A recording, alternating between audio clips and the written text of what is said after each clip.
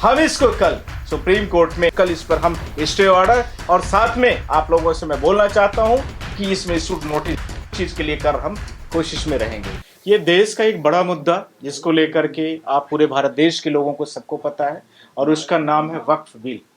वक्फ bill के बारे में आप सब लोग हिस्ट्री भी जानते हैं और उसकी शुरुआत भी जानते हैं। मैं बहुत अंदर तक नहीं जाना चाहता उसमें, पर उसकी कम टू द पॉइंट और ब्रीफिंग और लीगलिटीज क्या है और उसको किस आधार पर हम सुप्रीम कोर्ट में कल हो सकता है कि मेंशनिंग भी करें और honourable chief justice of India से रिक्वेस्ट करेंगे कि कल इस मैटर को किसी भी स्तर से स्टे लगाया जाए। नहीं तो भारत देश की जो इकोनॉमी कही जा रही है और भारत देश में जिस बड़े स्तर पर लोगों को बिना घर के रहना पड़ेगा या बिना भूमिहीन कर दिया जाएगा, ये सारी चीजों की समस्या का बहुत व्यापक लेवल पर पूरे समाज पर एक बड़ा अंतर दिखेगा। सवाल यह भी नहीं है, सवाल किन किन आधारों पर बिल को पास कर दिया गया और बिल कल रात को करेक्ट 12 बजे यह बिल पास होता है और उसके बाद अब एक्ट के रूप में परिणित हो गया। मैंने आपसे आज से 3 दिन पहले भी 2 दिन पहले भी प्रेस कॉन्फ्रेंस में करके बोला था कि इस बिल के बारे में हम सुप्रीम कोर्ट में चैलेंज करेंगे, पर जब एक्ट बन जाएगा तब। इसलिए मैंने आप सबको बुलाया, ये इसका बैकग्राउंड है। Point number 1, what is the question on this case. पूरे वक्फ बिल में आप सबको पता है कि 22 लोगों के एक सेंट्रल कमेटीज जो बनती है वो वाले में है। दूसरा स्टेट कमेटीज जो है, स्टेट कमेटीज में उसमें लगभग 11 लोग हैं। 12 लोग जो 22 लोगों की टीम जो सेंट्रल वाली है उसमें से मैं आपको बताना चाहता हूं कि जिसमें से लगभग 10 लोग जो हैं वो मुस्लिम के होंगे और बाकी 12 लोग जो होंगे वो नॉन मुस्लिम होंगे। जो बिल ही बनाया गया था, जो एक्ट ही बनाया गया था 1954 से लेकर के आया और उसके बाद में यह क्रम से आगे बढ़ता गया और फिर आगे बढ़ते बढ़ते 2013 में इस बिल में पुनः संशोधन कर दिया गया और संशोधन करके एक्ट बनाया गया कि इस वक्फ बिल में कोई भी व्यक्ति किसी भी तरीके से वक्फ बोर्ड में आ सकता है, कोई भी लैंड को अपने डोनेट कर सकता है, कोई भी व्यक्ति वक्फ बोर्ड की संपत्ति जिसका पर्पज और उद्देश्य क्रमशः डिसाइड है कि वो हॉस्पिटल के लिए दी जा रही है, स्कूल के लिए दी जा रही है और अन्य विभिन्न जो सोशल एक्टिव कार्य होते हैं उनके लिए दी जा रही है। तो सवाल उठा कि गवर्नमेंट भी क्या करेगी इन जमीनों को लेकर के, जब सोशल वेलफेयर के नाम पर ये सारी चीजें ली गई हैं, पहले से उनके ऑब्जेक्ट में ही डिसाइड है, तो इनका ऐसे आने की क्या अफरा तफरी थी। तो सवाल का जवाब सिर्फ आप सबको पता है कि रेलवे भी नहीं बचता है तो और अन्य चीजें भी भारत देश की बहुतायत तरीके से प्रॉपर्टीज भी नहीं बिच रही, तो कहाँ जा रही हैं, प्राइवेट लोगों के हाथ में हैंड ओवर कर दी जाती है और उसके बाद वो जमीनों को अपने पर्पजेस के हिसाब से उसको क्रमशः डाइल्यूट करते हैं। सवाल इसके साथ में यह भी नहीं है, अभी तक जो भारत देश में जिसकी आबादी लगभग 15 से 20% के बीच में मानी जाती है, क्योंकि 2011 के बाद में अभी पॉपुलेशन का अकाउंटेशन हुआ नहीं है, इसलिए ये इश्यूज को हम परफेक्ट डेटा पर नहीं बात कर सकते हैं। तो सवाल यह है कि यदि मैं 2011 की पॉपुलेशन अकाउंटेंसीज की बात कर ले तो उसके आधार पर बात करूं तो जो भारत देश की बहुत बड़ी पॉपुलेशन नहीं है, जिसको माइनर लेवल पर हम बोल सकते हैं, उसकी जमीनों को लेकर के वक्फ बोर्ड बिल जो था वो एक्ट के रूप में परिणित हो गया और उसको क्रमशः सेंट्रल और स्टेट की जो दो पार्टीज होती हैं उस पार्ट पर स्टेट में 11 लोगों की जो टीम थी, 11 सदस्यीय टीम थी जिसमें मुस्लिम ही मुस्लिम हुआ करते थे, उसको घटा करके क्रमशः 4 कर दिया गया और उसमें जो मेजोरिटी बनाई गई अर्थात उसमें जो 7 लोग होंगे वो नॉन मुस्लिम बना दिए गए। सवाल यह नहीं है कि नॉन मुस्लिम कौन कौन से लोग होंगे, सवाल यह है कि जिसके लिए बिल लाया गया उसमें 100% पहले से ही डिसाइड हो गया कि अनकॉन्स्टिट्यूशनल है, अनडेमोक्रेटिक है। इसके साथ में जो 22 लोगों की लिए टीम थी सेंट्रल वाली, उस सेंट्रल टीम में 10 लोगों को मुस्लिमों को रख करके पहले से ही माइनर कर दिया गया। तो इसके आधार पर यह सत्यापित हो गया कि जिसको किरण रिजिजू ने पूरे पार्लियामेंट में बोला इस चीज को लेकर के कि जो वक्फ बोर्ड बिल है वो ट्रस्ट के लेवल से है। तो ट्रस्ट का रजिस्ट्रेशन मैंने आपको पिछली बार भी बोला था कि जो भारत देश का एक्ट है ट्रस्ट का, वो इसका रजिस्ट्रेशन रजिस्ट्रार ऑफिस में डीएम के अंडर में होता है और उसका डायलूजन भी होता है तो वो डीएम के अंदर में होता है, पर इसका डायलूजन का इसका प्रोसेस ही अलग था। कुछ लोगों ने मुझसे सवाल किया कि 1956 से पहले अर्थात 1947 से पहले जब भारत देश की मैं बात कर लूं तो ये जमीनें वक्फ बोर्ड में बहुत सारे मुस्लिमों ने दिया था और इस जमीनों को लेकर के वो बहुत सारे लोग दिए डोनेट किए और इसके बाद चले गए। अर्थात या तो भारत से छोड़ के पाकिस्तान चले गए या वो बांग्लादेश चले गए, या हो सकता है कि और पहले की मैं बात कर लूं 1817 1917 से या 1817 के पहले की, तो म्यांमार इसका जिसका मतलब है रंगून जिसकी कैपिटल होती है, आज सारे लोग जानते हैं, वही भारत का कभी कभी पार्ट हुआ करता था। हो सकता है कि वहां भी चले गए हो या उनके वंशज अनुवांशिक रूप से वहां रह रहे हो। तो क्या इसमें सिविल सूट का भी प्रोविजन क्यों नहीं किया गया कि उनको नोटिफाइड करना चाहिए, उनको 15 दिन के लिए लिमिटेशन देना चाहिए। इसके साथ में ये सारे जुडिक्शंस को लेकर के तो कोर्ट में ये सारे लोगों ने हमसे बहुत सारे लोगों ने बोला कि सुप्रीम कोर्ट के पास अब पावर है कि जिनके पेरेंट्स इनहेरिटेंट यहाँ नहीं रह रहे, वो उस जमीन को सीधा का सीधा गवर्नमेंट अपने अंडर में रख सकती है। पर ये रखने के पावर्स जो दिए गए हैं अनकॉन्स्टिट्यूशनल तरीके से। मुस्लिम की संख्या जहां 22 पर 10 की गई, वहां 22 पर 12 आपको करना चाहिए या उससे ज्यादा करना चाहिए था, आप उसको 10 नहीं करना चाहिए, क्योंकि जिसके लिए बिल, जिसके लिए एक्ट आया है उसके ही अगेंस्ट में जा रहा है। उसी के साथ में आपने जो स्टेट लेवल पर बनाया है एग्जीक्यूटिव कमेटीज की मेंबर्स जो टीम है, उसमें भी आपने मुस्लिमों को कम नंबर्स दिया है और उसके साथ में नॉन मुस्लिमों को ज्यादा रखा है। अर्थात इसका मतलब ही आपका उद्देश्य ही पूरी तरीके से क्लियर हो गया। अब उस उद्देश्य में आपको कहता क्या है, यह भी मैं आप लोगों के सामने से कुछ बोलना चाहता हूं। यह कानून नहीं मनमानी पक्षपाती पूर्ण है, इसके साथ में न्याय कम पक्षपात ज्यादा है, इसके साथ में साजिश ज्यादा दिखी पर बराबरी बिल्कुल नहीं दिखी। इसी के साथ में और आर्टिकल 26 और आर्टिकल 25, इसके साथ में आर्टिकल 21 और equality before the law article 14 का कंप्लीट तरीके से यहां वायलेशन कर दिए। Point number 2। पॉइंट नंबर 3, यह जो बिल आया है, इस बिल के साथ में भारत में जहां सुप्रीम कोर्ट और हाई कोर्ट की विभिन्न जजमेंटों का, जहां पर वक्फ बोर्ड को लेकर के कंप्लीट एक्ट आया और वक्फ बोर्ड को लेकर के बोला गया कि वक्फ बोर्ड के जो एक्ट है वह पूरी तरीके से कॉन्स्टिट्यूशनल है, तो वो सवाल आया कि फिर ये क्यों लाए। तो फिर जजमेंट कौन कौन सा आया, रतिलाल गांधी का जजमेंट, तो दिलकाय कमेटी का जजमेंट, तो रतिलाल के जजमेंट में स्पष्ट तरीके से पूरी तरीके से इस चीज को बोल दिया गया। तो जब हाई कोर्ट ने बोला तो सुप्रीम कोर्ट को भी बोलने की आवश्यकता पड़ गई। तो सुप्रीम कोर्ट ने बहुत सारी चीजों को लेकर के बोला कि यदि कोई भी कई सालों तक चीजें चल रही हैं, कई पीढ़ी दर पीढ़ी वो चलती आ रही हैं, क्योंकि जो हमारा लॉज बनता है, जॉन लॉक को पढ़ लीजिए आप, लॉ का मतलब जॉन लॉक ने बहुत सारी चीजों को बनाया है। उसने बोला कि जब रीति रिवाजी पीढ़ी दर पीढ़ी बनती जाती हैं तो वो एक तरह से एक्ट हो जाती हैं, नियम हो जाती हैं, और उस पर कोई आप बिल ले आकर के कोई एक्ट बनाते हैं तो अनकॉन्स्टिट्यूशनल हो जाता है वो, यानी वो बिल ही अनकॉन्स्टिट्यूशनल हो गया और एक्ट वो जब बन के आया तो पूरी तरीके से अनकॉन्स्टिट्यूशनल हो गया। ये हमारा पॉइंट नंबर 4 है। इसके साथ में बहुत सारे जजमेंट हैं, वो जजमेंट जो आर्टिकल 26 और 25 का कंप्लीट तरीके से वायलेशन कर रहे हैं, तो उनको भी हम इसमें सुप्रीम कोर्ट के जजमेंट के साथ में इसको हम कर रहे हैं। पर ये जजमेंट के साथ में और भी बहुत सारी चीजें आई हैं, और इस पोयम को भी मैं कोट करना चाहता हूं जिसके बारे में आप सब लोगों ने सुना भी होगा। इस जजमेंट के बाद में पार्लियामेंट में भी कई सारे लोगों ने बोला, पर आउट ऑफ पार्लियामेंट कम लोगों ने बोला होगा, इसलिए मैं आप लोगों के सामने बोले दे रहा हूं इसको। ये ओम प्रकाश वाल्मीकि जी की एक बड़ी अच्छी पोयम है, आप लोगों ने काफी सुना भी होगा। ध्यान रखना है, यहाँ ठाकुर का मतलब जमींदार से नहीं है, यहाँ ठाकुर का मतलब हो गया कि बात मतलब जो सुपीरियर अथॉरिटीज है, ये ध्यान रखें। आधुनिक काल पर मैं पहले से स्पष्ट कर दे रहा हूँ, चूल्हा मिट्टी का, मिट्टी तालाब की, तालाब ठाकुर का। ठाकुर का मतलब यहाँ गवर्नमेंट समझना है, इस चीज को ध्यान रखना। दूसरा इसके साथ में भूख रोटी की, रोटी बाजरे की, बाजरा खेत का, खेत ठाकुर का,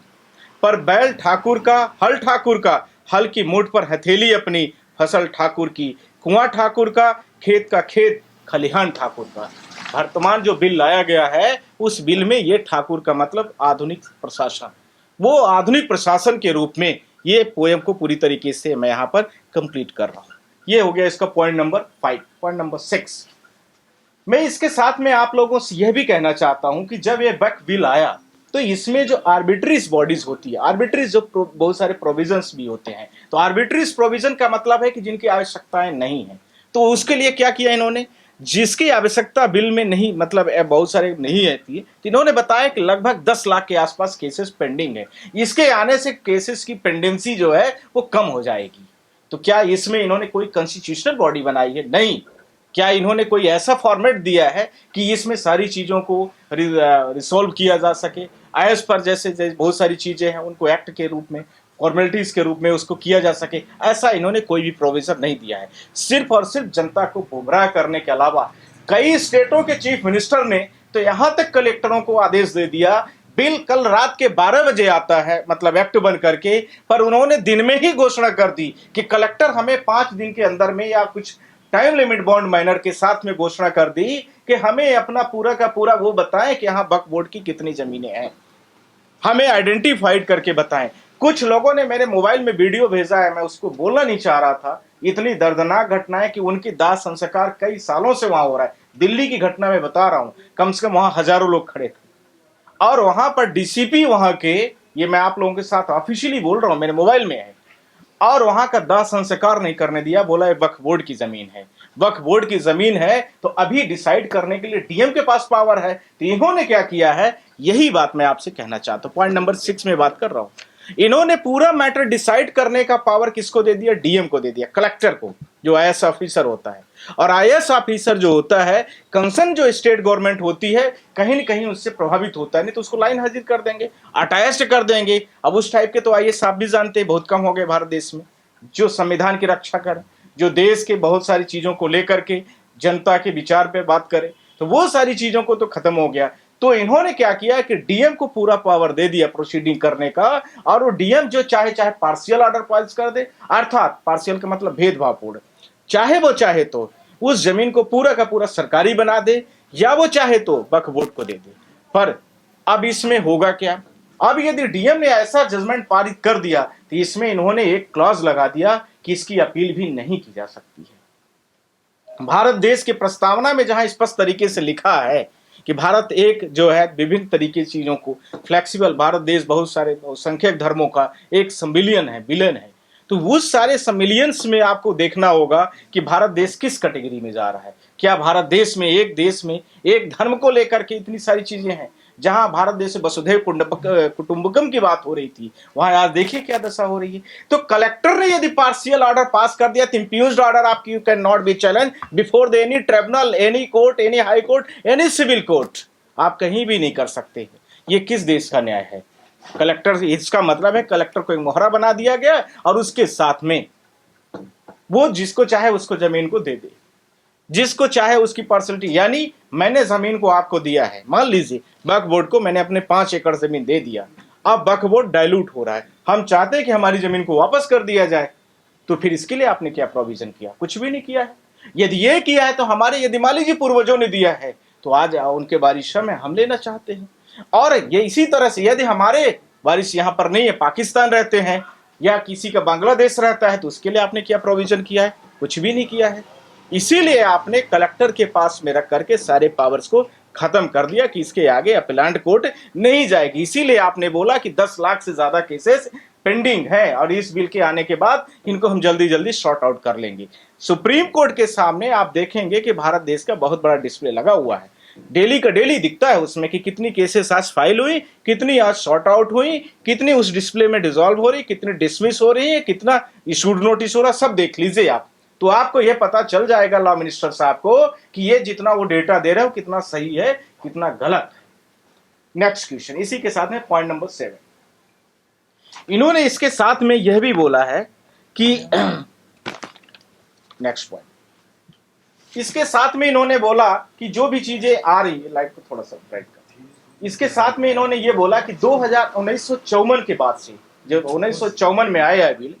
तो 1954 में जब बना था तो उस समय पर यह था कि वक्फ बोर्ड बिल में कोई भी व्यक्ति की एंट्री नहीं होगी। उसके बाद 1995 में जब आया तो इसमें कुछ इसमें फ्लेक्सिबिलिटी लाई गई, 2013 में इसमें फ्लेक्सिबिलिटी पूरी कर दी गई, तो फिर 2025 में आपने ले आकर के क्यों इसको फिर से बंद कर दिया? अर्थात अब वक्फ बोर्ड में कोई भी जमीन हम आप जैसे जितने व्यक्ति खड़े हैं वो कोई भी नहीं देंगे। तो फिर क्राइटेरिया क्या डिफाइन की जाएगी? क्राइटेरिया ये लगाए को कम से कम मुस्लिम प्रैक्टिशनर होना चाहिए। अर्थात इसका मतलब आपको समझ में आ गया होगा, अर्थात 5 साल उसकी कम से कम मिनिमम उसकी वो प्रैक्टिस करना चाहिए। प्रैक्टिस में क्या है? वो नमाज अदा करे,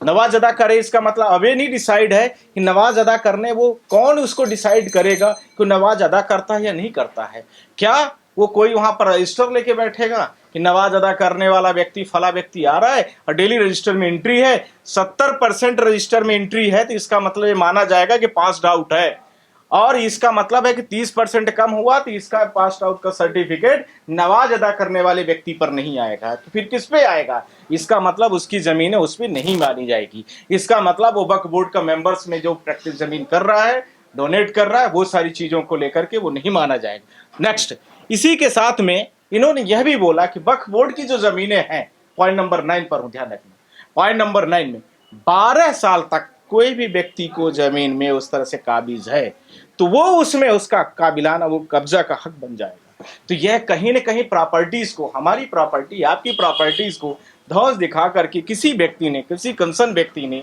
यदि मान लीजिए कि उसने कब्जा कर लिया है तो फिर वक्फ बोर्ड की प्रॉपर्टीज को पुलिस भी नहीं जाएगी कुछ भी टच करने। आज पर लॉ हो गया 12 साल के बाद, तो आपने कहीं न कहीं पर पूरे भारत देश में जमीनों को लेकर के जो पूरे भारत देश में सारी चीजें अफरा तफरी थी उसको कहीं ना कहीं बढ़ावा, अर्थात इनलीगल इंक्रोचमेंट को आपने बढ़ावा दिया है और बढ़ावा देने की आपने कोशिश किया है। ये हमारा नेक्स्ट पॉइंट। नेक्स्ट, इसी के साथ में आपसे कहना चाह रहा हूं कि वक्फ बोर्ड जो है, सुप्रीम कोर्ट ने 2020 में, पॉइंट नंबर 10 पर ध्यान रखना, वक्फ बोर्ड को लेकर के सुप्रीम कोर्ट ने 2020 में पूरा जजमेंट दिया और उस जजमेंट में उन्होंने स्पष्ट बोला कि भारत देश की जो वक्फ बोर्ड की जमीनें हैं वो वक्फ बोर्ड की जमीन इस जजमेंट के आधार पर कहीं न कहीं पर यह पूरी तरीके से ये लागू होंगे। तो फिर लागू होंगी तो फिर क्वेश्चन क्या उठा कि भारत देश के पार्लियामेंट में नया बिल लाया गया और प्रेसिडेंट ऑफ इंडिया से जहां हमने पूरा उम्मीद किया था कि हो सकता है कि वो बैक करें, रिवर्ट करें कि इनमें बहुत सारी अनियमितताएं हैं, बहुत सारी कमियां हैं, तो कमियां क्या क्या रही, कमियों में कौन कौन से सदस्य आए, कमियों में क्या क्या ड्राफ्टिंग इलीगलिटीज थी, जिसको हम सुप्रीम कोर्ट में भी बोल रहे हैं और आपके सामने भी बोल रहे हैं। इन्होंने जो 22 लोगों की सदस्यीय टीम बनाई थी उसमें से इन्होंने, मैंने आपको बता दिया 10 नॉन मुस्लिम थे, इसके बाद 4 जो है तो 10 मुस्लिम, 4 नॉन मुस्लिम, 4 नॉन मुस्लिम में 3 MP हो गए जो कि कंसर्न के ही होंगे, आप जान ही रहे, एक्स IAS ऑफिसर हो जाए, 2 फॉर्मर जजेस होंगे, ये भी आप जान रहे अपॉइंटमेंट कौन करेगा क्योंकि ट्रिब्यूनल सारे बनाए जाएंगे तो सेंट्रल गवर्नमेंट बनाएगी, सेंट्रल कमेटी है। इसके साथ में जो फॉर्मर जजेस के अलावा एक एडवोकेट होगा हाई कोर्ट सुप्रीम कोर्ट का, इसके साथ में जो वेरियस 4 फील्ड के लोग होंगे। तो ये सारी चीजों को अलग अलग जो ला दिया गया वो तो कहीं न कहीं जिसके लिए वक्फ बोर्ड था, मुस्लिमों को लिए, मुस्लिमों के हित के लिए, पूरे देश की जनता के लिए जो आया गया, बनाया गया, उसको तो आपने पूरी तरीके से उसकी आत्मा को ही ध्वस्त कर दिया, जैसा कि कॉन्स्टिट्यूशन में स्पष्ट तरीके से बोला गया है। इसके साथ में पॉइंट नंबर 11 जो इस पूरे बिल में एक्ट बन करके आया जो इसको रेगुलराइज करेगा, अर्थात जो डीएम के अलावा जो सेंट्रल की कॉन्स्टिट्यूशन कमेटीज बनेगी, सेंट्रल फॉर जो काउंसिल बनाया जाएगा उसका जो चेयरमैन होगा वह भी ध्यान रखना है, वो कौन होगा, नॉन मुस्लिम होगा, मुस्लिम वो भी नहीं बनेगा। अर्थात उसके पास ऐसे ही समझने की जरूरत है जैसे लोकसभा और राज्यसभा में स्पीकर का पद होता है। यदि हम लोकसभा में कहें तो स्पीकर कहते और राज्यसभा में कहते तो उपराष्ट्रपति का पद बैठे रहते, उपसभापति महोदय, जिनको हम दरगाह साहब कहते हैं। ऐसे जो पद होंगे उस पदों को लेकर के इन्होंने इसको भी अलग कर दिया। इसके साथ में हमने आपसे यह भी बोला है कि ये जो सारी चीजें आई ये सारे के सारे नॉमिनेटेड होंगे, there is all are the nominated, यानी पॉइंट नंबर 12 है, ध्यान रखना, सारे मेंबर्स क्या होंगे, नॉमिनेटेड होंगे। अर्थात इनकी नियुक्ति कैसे होगी, नॉमिनेटेड होगी। तो इसमें हम कैसे श्योर कर पाएंगे कि व्यक्ति हमारा है कि आपका है, कि आपका है, कि मुस्लिम है कि नॉन मुस्लिम है, कि हमारे रिलीजन्स को सिक्योर करेगा कि नहीं करेगा, या हमारे बारे में बात करेगा नहीं करेगा। इसके साथ में ये जो 100% पूरा का पूरा ये जो लोग हैं वो कौन से लोग हैं, पूरे के पूरे सारे नॉमिनेटेड वक्फ बोर्ड के लोग हैं। उसमें सारे चीजों को लेकर के मैंने आपसे बोला था ये सारी चीजें अव्यवस्थाएं हैं, ये कमियां हैं इस बिल में, और भी बहुत सारी हो सकती हैं, पर मेरे नजर में ये डॉक्यूमेंट्री रूल्स पे लीगल फॉर्मेलिटीज के रूप में सबरीमाला का जो जजमेंट है और उसके साथ में और भी सुप्रीम कोर्ट के बड़े बड़े जो जजमेंट है उनको भी आप लोग देख सकते हैं। और उस